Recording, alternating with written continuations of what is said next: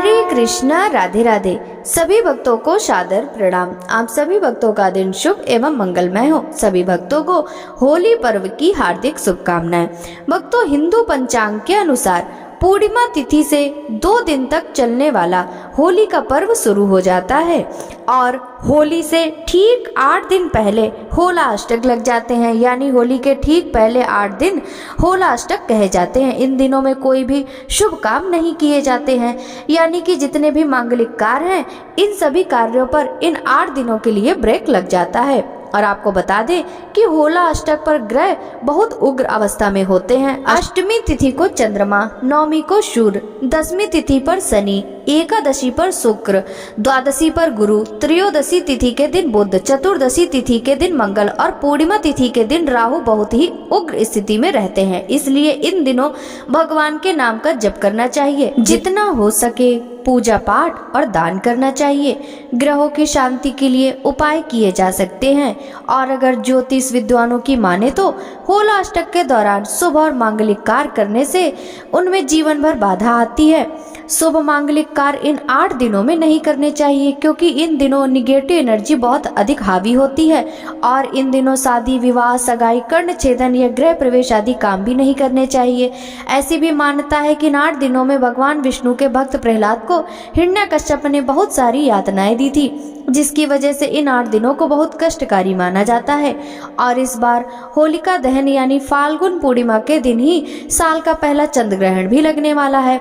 और यह चंद्र ग्रहण पूर्ण चंद्र ग्रहण होगा। ऐसे में यह ग्रहण हमारे देश में दिखाई देगा या नहीं दिखाई देगा, और होलिका दहन पर इस ग्रहण का क्या प्रभाव रहेगा, यह भी आज की इस वीडियो में जानेंगे। अगर जानकारी आपको अच्छी लगे तो वीडियो को लाइक जरूर कीजिएगा। इस बार फाल्गुन मास के शुक्ल पक्ष की अष्टमी तिथि प्रारंभ होगी 6 मार्च गुरुवार को सुबह 10:01 से। ऐसे में इस बार 7 मार्च शुक्रवार से होला अष्टक प्रारंभ होंगे और होला अष्टक समाप्त होंगे 13 मार्च दिन गुरुवार को। फाल्गुन पूर्णिमा तिथि प्रारंभ होगी 13 मार्च गुरुवार सुबह 10:36 से और पूर्णिमा तिथि समाप्त होगी 14 मार्च शुक्रवार को दोपहर 12:23 पर, क्योंकि 13 मार्च गुरुवार को सुबह से लेकर रात भर पूर्णिमा तिथि विद्यमान रहेगी और चंद्रोदय का समय भी 13 मार्च गुरुवार को ही प्राप्त होगा।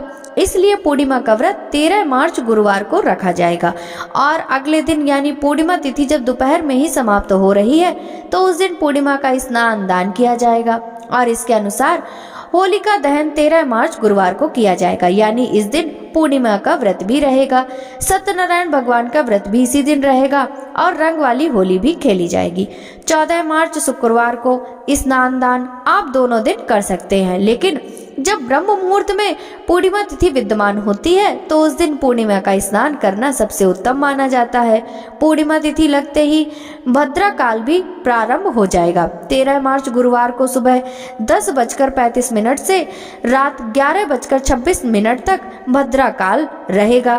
भद्रा काल की समाप्ति के बाद ही होलिका दहन का शुभ मुहूर्त प्राप्त होगा और इस बार होलिका दहन किया जाएगा 13 मार्च गुरुवार को रात 11:26 से मध्य रात्रि 12:30 तक।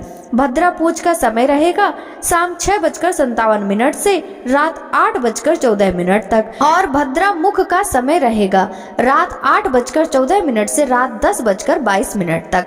तो ऐसे में जो लोग होलिका की पूजा करने वाले हों उन्हें शाम को भद्रा रहित शुभ मुहूर्त में, यानी जिस समय होलिका दहन का शुभ मुहूर्त हो उससे पहले, यानी दहन करने से कुछ समय पहले ही, कुछ मिनट पहले ही होलिका का पूजन करना चाहिए। होलिका का पूजन हो या दहन हो हमें शुभ मुहूर्त में ही करना चाहिए, नहीं तो अशुभ मुहूर्त में किया गया होलिका दहन जीवन भर कष्टों का सामना करने वाला होता है। अब बात करते हैं चंद्र ग्रहण की, क्योंकि इस बार चंद्र ग्रहण का समय 14 मार्च को सुबह 9:29 से शुरू होगा और दोपहर 3:29 पर होगा, क्योंकि यह ग्रहण दिन के समय लगने वाला है और साल का पहला चंद्र ग्रहण भारत में नजर नहीं आएगा।